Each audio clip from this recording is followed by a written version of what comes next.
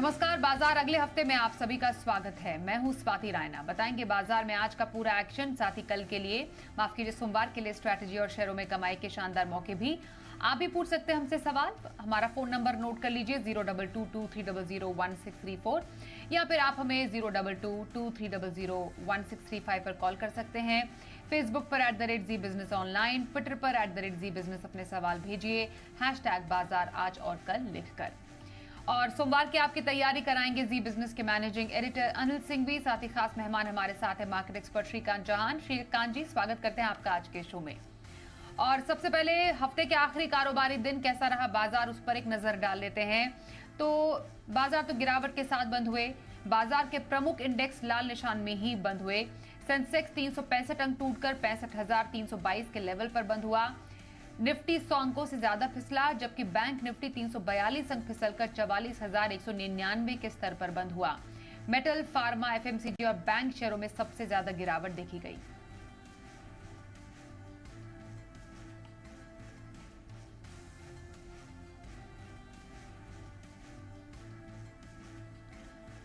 और जी बिजनेस के managing editor Anil Singhvi से समझते हैं कि हफ्ते के आखिरी कारोबारी दिन बाजार क्यों फिसले और दबाव कहां से बना। हफ्ते का आखिरी दिन भारतीय बाजारों के लिए बड़ी कमजोरी का रहा। पिछले 2-3 दिनों से मूड तो खराब था ही, और कल आरबीआई की क्रेडिट पॉलिसी आने के बाद बाजार जो घटे, उसके बाद ज़्यादा किसी तरह की रिकवरी की उम्मीद थी नहीं। सिर्फ ये था कि 2 दिनों से एफआईज की तरफ से कैश मार्केट में खरीदारी बिकवाली कर रहे थे, और भारतीय बाजारों के लिए दबाव का सबसे बड़ा कारण एफआईज की बिकवाली था, और उसके बाद हल्का फुल्का ग्लोबल मार्केट्स का घटता हुआ सपोर्ट। ऐसा नहीं कि ग्लोबल मार्केट बहुत ख़राब थे। अमेरिका ऊपरी स्तरों से थोड़ा कमज़ोर जरूर हुआ। कल महंगाई के आंकड़े आने के बाद अमेरिकी बाजार 500 पॉइंट से ज़्यादा उछले, ज़्यादातर बढ़त उन्होंने गंवा दी, फिर भी हरे निशान में ही बंद हुए। सो ऐसा ग्लोबल संकेत बहुत ख़राब नहीं। डाउ फ्यूचर्स भी ठीक थे, लेकिन उसके बावजूद भारतीय बाजारों में एफआईज की तरफ से जो तगड़ी बिकवाली चल रही है, तगड़ी मैं इसलिए कह रहा हूँ कि कैश में आपको नहीं दिख रहा है, लेकिन वायदा कारोबार में लगातार बिकवाली बढ़ती हुई नजर आ रही है। तो आज जब सारे ट्रिगर्स निकल गए, आरबीआई की पॉलिसी चली गई, वीकली एक्सपायरी हो गई, इधर अमेरिका में महंगाई के आंकड़े आ गए, सब कुछ ठीक होने के बावजूद आज जो सेशन था वो 2 लिहाज से बड़ा अहमियत वाला था। एक, डिमांड सप्लाई पर ही आज बाजार को ट्रेड करना था। अगर बिकवाली है तो घटना ही पड़ेगा, और ख़रीदारी है तो ठीक। दूसरा ये कि आज की क्लोजिंग जो थी वो वीकली क्लोजिंग थी, और वीकली क्लोजिंग के बेसिस पे बाजार ने बेहद निराश किया है। आज जो क्लोजिंग आई है 44,500 के नीचे की बैंक निफ्टी पर, ये लगभग 30 ट्रेडिंग सेशन के बाद आई है। तो आप सोचिए करीबन 5-6 हफ्ते तक आप 44,500 के नीचे बंद नहीं हुए, तो इमीडिएटली शॉर्ट टर्म के लिहाज से बैंक निफ्टी की क्लोजिंग बेहद ख़राब है। अब आइए निफ्टी, 19,500 के नीचे निफ्टी भी आज बंद हुआ है। 3 अगस्त के बाद, यानी 6-7 दिन ऊपर बंद होने के बाद आज पहली बार 19,500 के नीचे बंद हुआ। तो शॉर्ट टर्म के लिहाज से अगर आप देखें तो बाजार में हल्का सा बिकवाली का दबाव बन गया है, और जो क्लोजिंग हुई है वो खराब लेवल पर हुई है। ब्रॉडर मार्केट में भी थोड़ी प्रॉफिट बुकिंग होती हुई दिखी है, लेकिन रिजल्ट सीजन जोरों से चल रहा है, तो अभी तक तो स्टॉक स्पेसिफिक एक्शन चल रहा है। लेकिन अगले हफ्ते जब रिजल्ट सीजन खत्म हो जाएगा तो 16 अगस्त के बाद बाजार में एक्शन अलग तरीके का नजर आएगा। लेकिन कह सकते हैं हफ्ते के आखिरी दिन हल्के बाजार, ट्रिगर सारे निकल जाने के बावजूद, ग्लोबल मार्केट्स में बिकवाली का कोई खास प्रेशर नहीं होने के बावजूद, अगर भारतीय बाजार इतने कमज़ोर होकर दिन के निचले स्तरों पर जाकर बंद हुए हैं, इसका मतलब साफ है कि एफआईज की तरफ से बिकवाली का दबाव है, और ट्रेडर्स अपनी तेजी की पोजीशन को लगातार कम करते हुए नजर आ रहे हैं। आइए अब श्रीकांत जी का रुख कर लेते हैं। श्रीकांत जी, हफ्ते का आखिरी कारोबारी दिन तो बाजार के लिए खास नहीं रहा। अब समझना चाहेंगे नए हफ्ते में बाजार के लिए क्या इंपॉर्टेंट ट्रिगर्स हम जाने, और साथ ही क्या लेवल्स इंपॉर्टेंट रहेंगे। Good evening. तो देखिए, अगर इस पर्टिकुलर मार्केट को अगर हम पिछले अगर 2 हफ्ते से देखेंगे तो एक इसमें दबाव बना है, और ये दबाव इस बार थोड़ा और बढ़ते हुए हमने देखा, और उसका सबसे बड़ा रीजन यही था कि एक तो क्रेडिट पॉलिसी के जो आउटकम थे, जो इंक्रीमेंटल सीआरआर बढ़ के आया है, बिकॉज ऑफ दैट थोड़ा सा प्रेशर बना। बट ओवरऑल अगर देखा जाए तो मुझे लगता है कि जो हमारा मार्केट है वो ग्लोबल मार्केट्स को कई हद तक ज्यादा फॉलो कर रहा है, और इसी वजह से आज के दिन में भी हमने अच्छी खासी नरमी देखी, यानी कोई पुल बैक नहीं था। अगर वर्ल्ड मार्केट्स में अगर तेजी लौटती है, अगर वहां पे अगर पुल बैक बनता है, तो मुझे लगता है कि वापस हमारे मार्केट्स यहाँ से बैक ऑन ट्रैक हो सकते हैं। अगर ऐसा नहीं होता है तो शायद हम एक बार मार्केट में 19,200 के लेवल्स देख सकते हैं, जो यहाँ से तकरीबन 200-250 पॉइंट दूर है। अगर मार्केट में रिकवरी बनती है तो मार्केट में सबसे इंपॉर्टेंट जो सेलिंग प्रेशर बना है वो 20 दिन के एवरेज का बना है विच इज अराउंड 19,650। अगर इन लेवल्स के ऊपर अगर मार्केट जाता है तो फिर हमें लगता है कि मार्केट एक बार वापस 19,800 से लेकर 19,900 के भी लेवल्स दिखा सकता है। बैंक निफ्टी में भी इक्वल अमाउंट ऑफ प्रेशर है। बैंक निफ्टी में भी हमें लगता है कि अगर प्रेशर और जारी रहा तो शायद 43,750 के लेवल्स देखने मिल सकते हैं। बट ओवरऑल हमें लगता है कि बैंक निफ्टी में भी अच्छा खासा करेक्शन हुआ है और अगर 19,200 के लेवल्स अगर निफ्टी दिखाता है तो उस वक्त बैंक निफ्टी को भी लॉन्ग किया जा सकता है। तो बाय ऑन डिप्स की स्ट्रेटेजी रखिए, लेकिन जो बाइंग करना है वो थोड़ा सा और यहाँ से हम थोड़ा डिफर कर सकते हैं, यानी कि यहाँ से थोड़ा और आगे डिफॉल्ट लेवल्स पे यानी कि 19,200 पे जाके कर सकते हैं। बिल्कुल। तो ये रही स्ट्रैटेजी श्रीकांत जी की तरफ से बाजार पर। आइए कुछ स्टॉक स्पेसिफिक एक्शन भी श्रीकांत जी से जान लेते हैं। श्रीकांत जी, फिलहाल पोजिशनल ट्रेड किसी को लेना हो तो कौन सा स्टॉक आप सजेस्ट करेंगे? तो देखिए, मार्केट करेक्ट हो रहा है और मार्केट करेक्ट होने के बाद हमें उन स्टॉक्स में वापस री एंट्री या तो पोजीशन करने के लिए मौका मिल रहा है जहां पे हमें लग रहा था कि काफी अच्छा मौका है इनमें इन्वेस्ट करने का। तो करेक्शन आ रहा है तो मुझे लगता है कि जो जितने भी बैंक स्टॉक्स हैं यहाँ पे वापस फोकस किया जा सकता है। स्पेशली पंजाब नेशनल बैंक जो 62-63 के करीब ट्रेड कर रहा है। अगर पीएनबी करंट लेवल से खरीदते हैं तो हमें स्टॉप लॉस रखना पड़ेगा एट 59 और टारगेट्स रखने पड़ेंगे तकरीबन 70 और 75 के। तो यहाँ पे जो फॉर्मेशन बना है वो क्लियरली इंडिकेट कर रहा है कि ये स्टॉक ग्रेजुअली 70 के लेवल्स को क्रॉस करते हुए नजर आ सकता है। वैसे ओवरऑल पीएसयू बैंक्स में state bank, Canara bank, bank of India और पीएनबी बैंक, हमें चारों बैंक्स अच्छे लग रहे हैं। इसके अलावा अगर इस पर्टिकुलर मार्केट्स में अगर जैसे आपने बताया कि ट्रिगर्स की बात करें तो मुझे लगता है कि सबसे बड़ा ट्रिगर यही है कि ग्लोबल मार्केट्स में थोड़ी सी स्टेबिलिटी लौटे, तो यहाँ पे भी हम अच्छी मूवमेंट देख सकते हैं। जी, तो पंजाब नेशनल बैंक में पोजिशनल व्यू रखने की सलाह आ रही है हमारे आज के एक्सपर्ट श्रीकांत चौहान जी की ओर से। श्रीकांत जी, लॉन्ग टर्म के लिए कौन सा स्टॉक आपके रडार पर है? बिल्कुल, तो देखिए, अगर लॉन्ग टर्म के लिए अगर किसी स्टॉक को खरीदना है तो यहाँ पे हमें लगता है कि पावर सेक्टर में एक अच्छी तेजी बनी है और जारी रहेगी। यहाँ पे हमें लगता है कि एनटीपीसी जो 213-214 के करीब अभी ट्रेड कर रहा है, आज ही के दिन में वो एक्स डिविडेंड भी हुआ है, तो 213-214 के करीब मिल रहा है। शायद अगले हफ्ते अगर थोड़ा और अगर करेक्शन होता है और अगर स्टॉक 210 या 208 के करीब अगर मिलता है तो बिल्कुल करंट लेवल से या तो करेक्शन में इसे खरीदा जा सकता है। स्टॉप लॉस यहाँ पे रख सकते हैं अराउंड 200 रुपए का। टारगेट्स नजर आते हैं यहाँ पे कम से कम 275 से लेकर 300 रुपए के। तो करंट लेवल से एनटीपीसी को लॉन्ग किया जा सकता है with medium to long term. बिल्कुल, तो मीडियम टू लॉन्ग टर्म का नजरिया एनटीपीसी में रखने की सलाह श्रीकांत चौहान जी की राय आ रही है। आइए अब पहले कॉलर से बात करते हैं। आगरा से कपिल शिवम हमारे साथ है। नमस्कार कपिल जी, बताइए कौन से स्टॉक पर सवाल है आपका? मैम, मेरे पास आईटीडी सीमेंटेशन के 1072 शेयर्स हैं 165 से। ओके, कब तक के व्यू के लिए? ये सब मैम लॉन्ग टर्म के लिए।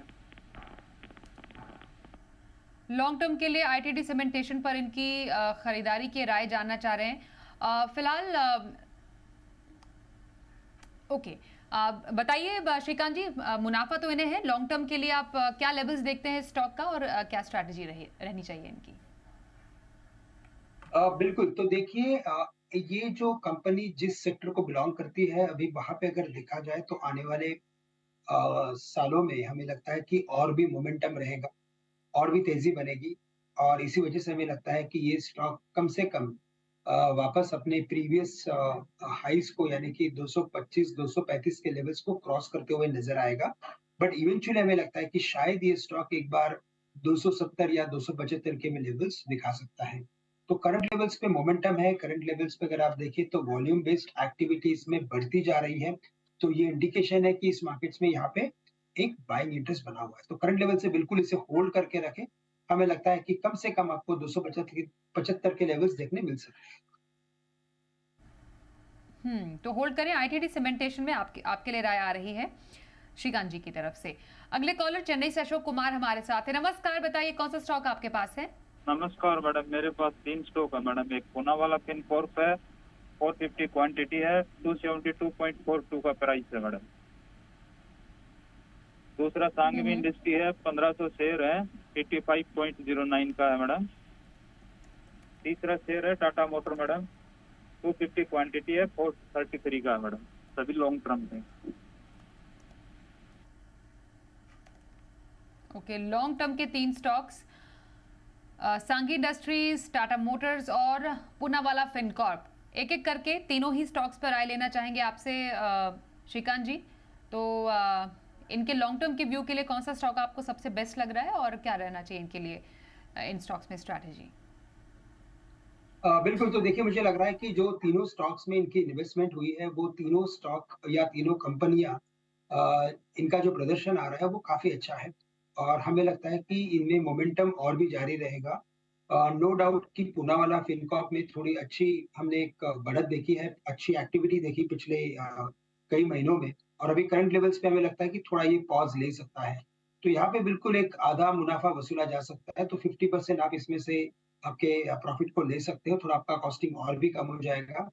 सांघी इंडस्ट्रीज में भी मुझे यही लग रहा है कि करंट लेवल से उसमें काफी अच्छी एक्टिविटी हमें देखने मिली है। तकरीबन 65 के करीब ये ट्रेड कर रहा था, अभी 110, 120, 112 के करीब आ चुका है।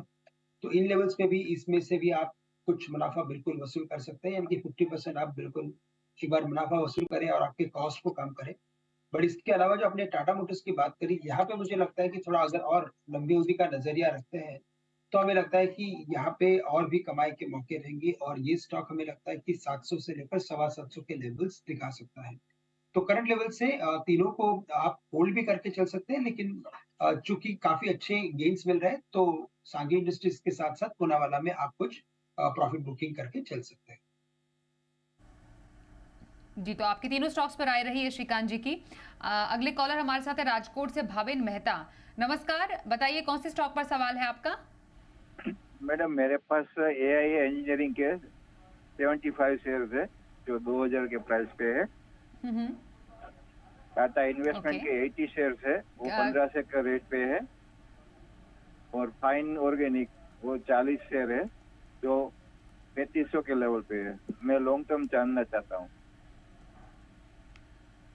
ओके, एआई इंजीनियरिंग आपके पास 2000 के भाव पर है जिसमें आपको मुनाफा है। टाटा इन्वेस्टमेंट कॉर्प आपके पास है और पाइन ऑर्गेनिक्स पर सवाल जानना चाह रहे हैं। श्रीकांत जी, क्या करें?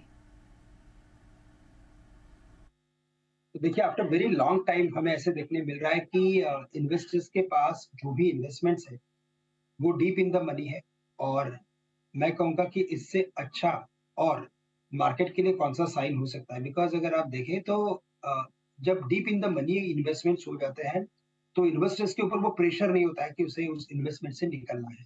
और जब ऐसा प्रेशर नहीं होता है तो मार्केट में एक मैं कहूँगा कि जो करेक्शन आता है वो शैलो करेक्शन होता है, माइनर करेक्शन होता है और उस करेक्शन के बाद वापस हम मार्केट में तेज़ी देखते हैं। अगर इन तीनों स्टॉक्स को अगर आप देखें तो फंडामेंटली तीनों में कोई ऐसा बड़ा प्रॉब्लम नहीं है। तीनों सेक्टर्स में अच्छी तेज़ी बनी है और मुझे लगता है कि तीनों सेक्टर या तीनों स्टॉक्स को हम होल्ड करके चल सकते हैं। बट येस, चूँकि मार्केट वैसे देखा जाए तो काफ़ी चला हुआ है, तो करंट लेवल से अगर आपको एआई इंजीनियरिंग में अगर कुछ मुनाफ़ा मिल रहा है, तो उसे आप थोड़ा-सा बिल्कुल बुक करके चल सकते हैं सो दैट आपकी कॉस्टिंग और भी कम हो जाए। तो एआई इंजीनियरिंग में से आप कुछ मुनाफ़ा वसूल करें, अदरवाइज़ मुझे लगता है कि बाकी जितने भी स्टॉक्स हैं, आप उन्हें होल्ड करके चल सकते हैं। ओके, तो एआई इंजीनियरिंग में पार्शियल प्रॉफिट बुकिंग की सलाह, फाइन ऑर्गेनिक्स और टाटा इन्वेस्टमेंट में बने रहने की सलाह आपके लिए आ रही है श्रीकांत जी की तरफ से। आइए अब आगे बढ़ते हैं। हमारे साथ नासिक से संजय जी हैं। नमस्कार, बताइए क्या सवाल है आपका? हाँ, मेरे पास इंडिया सीमेंट के 225 शेयर थे at the rate of 180, 6 month का व्यू है। कब तक तो के इसको क्या करना चाहिए? कब तक का व्यू? 6 मंथ के लिए। ओके, 6 महीने का व्यू इंडिया सीमेंट पर रख रहे हैं। 15,000 का मुनाफा इन्हें है। क्या लेवल्स आगे आने वाले टाइम में हम एक्सपेक्ट करें इस स्टॉक में और क्या स्ट्रैटेजी रखें? तो देखिए मैं यही कहूँगा कि इस बार अगर आप देखें तो अ, कई सारे सीमेंट कंपनीज में एक अच्छा मोमेंटम बना है। जितने भी स्मॉल कैप या मिड साइज सीमेंट कंपनीज हैं, जैसे कि स्टार सीमेंट है, Sagar cement, India cement, Orient cement, अगर आप इन सभी जितने भी मिड साइज़ या स्मॉल साइज़ सीमेंट कंपनीज़ की बात करते हैं, तो वहाँ पे एक कंसिस्टेंट एक्टिविटी हमें देखने मिल रही है, एक सॉलिड अप ट्रेंड हमें देखने मिल रहा है। और यहाँ पे अगर आप देखें तो इंडिया सीमेंट के साथ-साथ ओरिएंट सीमेंट इन दोनों में आउट परफॉर्मेंस बना है। हमें लगता है कि इंडिया सीमेंट को बिल्कुल करंट लेवल से भी होल्ड करके चल सकते हैं, क्योंकि हमें लगता है कि जो फॉर्मेशन बना है उसी के तहत ये शायद एक बार स्टॉक 290 से लेकर 300 के उसके ऑल टाइम हाईज़ दिखा सकता है। तो इस बार का जो फॉर्मेशन है वो काफ़ी प्रॉमिसिंग है और करंट लेवल से भी अगर आप इसे होल्ड कर सकते हो, तो मुझे लगता है कि 20 से 25% की तेज़ी आने वाले कुछ 6 से 8 महीने में देखने मिल सकती है। बिल्कुल, तो इंडिया सीमेंट्स होल्ड करने की सलाह आपके लिए श्रीकांत जी की तरफ से। हिंगन घाट से उमाकांत जाधव हमारे साथ है। नमस्कार, बताइए कौन से स्टॉक पर सवाल है आपका? नमस्कार मैम। मैम मेरे पास में पंजाब बैंक के जी। 359 शेयर है, 50 रुपए 65 पैसे के भाव से। तो क्या मैं इसको होल्ड करके रख सकता हूँ कब अभी तक के व्यू के लिए? फ्यूचर के लिए? 1 साल के लिए। ओके, 1 साल के लिए। ओके, पीएनबी पर फिर से चर्चा करनी पड़ेगी श्रीकांत जी। आपका पोजिशनल व्यू भी है पीएनबी पर। साल भर के नजरिए के लिए आप क्या लेवल्स देखते हैं स्टॉक के? तो देखिए, अगर इस बार अगर जितने भी बैंक स्टॉक्स की अगर बात करें तो यहाँ पे जो परफॉर्मेंस आया है वो काफ़ी हद तक मैं कह सकूँगा कि काफ़ी अच्छा प्रदर्शन रहा है। नो डाउट कि इस बार के क्वार्टर्स में थोड़ी-सी जो उनकी नेट इंटरेस्ट इनकम थी, वहाँ पे थोड़ा-सा हमने कुछ एक डाउनवर्ड ट्रेंड देखा है। लेकिन ओवरऑल हमें लगता है कि जितने भी पीएसयू बैंक्स हैं, as compare to private banks अभी भी काफ़ी सस्ते चल रहे हैं और आने वाले 6 से 12 महीने में हमें नहीं लगता कि कोई बैंक सेक्टर के ऊपर बड़ा डेंट आ सकता है। अगर कोई बड़ी दिक्कतें अगर बैंक सेक्टर पे नहीं है, तो हमें लगता है कि ये जितने भी अंडर वैल्यूड स्टॉक हैं, वहाँ पे हमें लगता है कि कुछ ना कुछ वैल्यूएशन का एक मोमेंटम बन सकता है और वैल्यू बाइंग आ सकता है। तो इसी वजह से हमें लगता है कि फंडामेंटली ये स्टॉक शायद 75 से लेकर 78 के लेवल्स दिखा सकता है, जो डिसेंट 20-25% की तेज़ी यहाँ से भी दिखा रहा है। तो करंट लेवल से भी मुझे लगता है कि बिल्कुल इसे होल्ड करके चलें। अगर कोई भी करेक्शन आता है, तो जो आपने आपकी जो एक क्वांटिटी बना के रखी है 359, आप उसे 500 में कन्वर्ट करके चल सकते हैं। सोमवार के बाजार के लिए क्या रखें खास स्ट्रैटेजी और बाजार के लिए अहम संकेत समझते हैं अनिल जी से। जहां तक सोमवार का सवाल है, भारतीय बाजारों के बंद होने के वक्त अमेरिकी फ्यूचर्स बिल्कुल सुस्त ट्रेड कर रहे थे, मुश्किल से 8-10 पॉइंट ऊपर डाउ फ्यूचर्स है। और वैसे हम जहां बंद हुए हैं वो लेवल तो बहुत ही खतरनाक है। 19,500 के नीचे निफ्टी की क्लोजिंग और 44,500 के नीचे बैंक निफ्टी की क्लोजिंग शॉर्ट टर्म के लिए मूड खराब करती हुई दिख रही है। अब अगले इंपॉर्टेंट सपोर्ट लेवल कहाँ है ये देखना इंटरेस्टिंग होगा। तो आई थिंक अगला बड़ा सपोर्ट जो निफ्टी को मिलेगा वो 19,300-375 के आसपास मिलेगा। 19,300 के नीचे जाने पर कमजोरी और बढ़ेगी। ऊपर की तरफ अब 19,500-550 आपके लिए रुकावट का काम करेगा। बैंक निफ्टी का जहाँ तक सवाल है, 44,175 अब अगला सपोर्ट लेवल है बैंक निफ्टी के लिए। और ऊपरी स्तरों पर 44,500 से 44,700 की रेंज है जहाँ पर आपको सप्लाई आते हुए दिखेगी। तो वैसे तो देखा जाए तो काफ़ी कमज़ोर है बाजार, बस एक ही चीज़ अच्छी कि बाजार में पोजीशंस थोड़ी सी हल्की है। पुट कॉल रेशियो के लिहाज से थोड़े ओवर सोल्ड हैं, या फिर यूँ कह सकते हैं कि मंदी की पोजीशन थोड़ी सी ज़्यादा है। सो देखते हैं इन सब के बीच में ग्लोबल सपोर्ट के दम पर या ग्लोबल मार्केट्स के संकेतों के दम पर हम सोमवार को शुरुआत करेंगे। अगर ग्लोबल मार्केट्स कमज़ोर हो गए तो फिर हमारे लिए ऊपर टिकना मुश्किल है, और अगर मजबूत रहे तो एक बार गैप से खुल भले जाएंगे, लेकिन ऊपरी स्तरों पर प्रॉफिट बुकिंग आने की संभावना पूरी है। और जब तक एफआईएस की बिकवाली पर लगाम ना लगे या 1-2 दिन आपको अच्छे नंबर आते ना दिखे, तब तक बाजारों के लिए ऊपर बढ़ना और टिक पाना बहुत ही मुश्किल है। और आइए सोमवार के ऑप्शन की स्ट्रैटेजी जानते हैं। हमारे साथ मोतीलाल ओसवाल की शिवांगी सारदा है। शिवांगी, स्वागत करते हैं आपका। कहां पर मौके नजर आ रहे हैं आपको सोमवार को? जी नमस्कार, धन्यवाद। तो हमने देखा है कि निफ्टी जो है अब कंसोलिडेट कर रहा है रेंज में। वीकली स्ट्रक्चर थोड़ा कंसोलिडेटेड टू नेगेटिव प्रतीत हो रहा है। बैंक निफ्टी जो है उसने अपना एक क्रूशियल सपोर्ट भी तोड़ा है। तो बाजार में सेलेक्टिव स्टॉक स्पेसिफिक एक्शन के साथ रहने का वो रहेगा। तो पहला जो पिक है वो है स्टील स्पेस में से, वो है जिंदल स्टील। हमने देखा है इसमें काफ़ी अच्छा एक्शन है और ये पूरे जो बाजार में ये सेक्टर जो है बाजार के साथ एक इनवर्स कोरिलेशन रखता है। तो यहाँ पे एक अच्छा मूवमेंट एक्सपेक्टेड है। तो यहाँ पे 700 के कॉल ऑप्शन के में खरीदारी की सलाह रहेगी, कम से कम इसको 20 के आसपास खरीदे 15 के स्टॉप लॉस के साथ और एक 30 के लक्ष्य के लिए। दूसरा कॉल मेरा रहेगा टाइटन पे। इस स्टॉक में हमने एक लंबे ही कंसोलिडेशन देखा है और इसके बाद ये स्टॉक जो है प्राइस वॉल्यूम सर्च के साथ आज काफ़ी अच्छी तरह से स्ट्रॉन्ग क्लोजिंग दिया है। यहाँ पे खरीदारी की सलाह रहेगी, काफ़ी अच्छा लॉन्ग बिल्डअप होते हुए दिखा है वीक के एंड में। 3000 के कॉल ऑप्शन में खरीदारी करें कम से कम 68 के आसपास। का लक्ष्य जो है 115 बनेगा और स्टॉप लॉस 34 के लिए। बिल्कुल। तो शिवांगी शारदा की दो ऑप्शन स्ट्रैटेजी है स्टॉक में। एक बार फिर से एक क्विक अगर आप अपने लेवल्स रिपीट कर दें शिवांगी हमारे दर्शकों के लिए। जी बिल्कुल। जिंदल स्टील के लिए हम 700 के कॉल में खरीदारी करेंगे 20 के आसपास, 15 के स्टॉप लॉस के साथ और 30 के लक्ष्य के लिए। और टाइटन में 3000 के कॉल के ऑप्शन में हम खरीदारी करेंगे 68 के आसपास, इसको खरीदे और 115 के लक्ष्य के लिए 44 के स्टॉप लॉस के साथ। ओके, धन्यवाद करेंगे आपका शिवांगी हमारे साथ इस कार्यक्रम में शामिल होने के लिए। और ये थी हमारी आज की एक्सपर्ट शिवांगी शारदा की तरफ से ऑप्शन स्ट्रैटेजी। श्रीकांत जी, आपके नजर में सोमवार के बाजार में कहां पर मौके नजर आ रहे हैं आपको? बिल्कुल। तो देखिए, जैसे मैंने अभी बताया कि यहाँ पे अगर एक्टिविटी बनती है इस मार्केट में, तो आज के दिन में भी जब मार्केट में अच्छा खासा एक बिकवाली का ट्रेंड बना हुआ था, तो सीमेंट स्टॉक्स में अच्छी तेजी बनी। और अगर इनके नंबर्स अगर आप देखें ओवरऑल, तो मुझे लगता है कि इनमें और भी हमें बढ़ोतरी देखने मिलेगी आने वाले कुछ महीनों में। और इसी वजह से मुझे लगता है कि अगर मीडियम टू लॉन्ग टर्म के व्यू से या शॉर्ट टर्म के भी व्यू से अगर किसी एक सेक्टर के ऊपर अगर ध्यान रखना है, तो हमें लगता है कि सीमेंट है। करंट लेवल से अल्ट्राटेक सीमेंट को लॉन्ग किया जा सकता है। आज अच्छा खासा एक रिवर्सल पैटर्न इसमें बना है। मल्टीपल टाइम्स इसने 8050 के करीब सपोर्ट लिया है और आज का जो रिवर्सल पैटर्न है वो इंडिकेट कर रहा है कि यहाँ से ये 8130 से लेकर स्टॉक वापस एक बार 8350 या 84 के लेवल्स भी दिखा सकता है। तो करंट लेवल से 8130 8140 के रेंज में अल्ट्राटेक सीमेंट को लॉन्ग करें। स्टॉप लॉस यहाँ पे रखे 8040 का, जो आज के इसके लोवेस्ट लेवल्स थे, और टारगेट्स रखे यहाँ पे 8350 के 8350।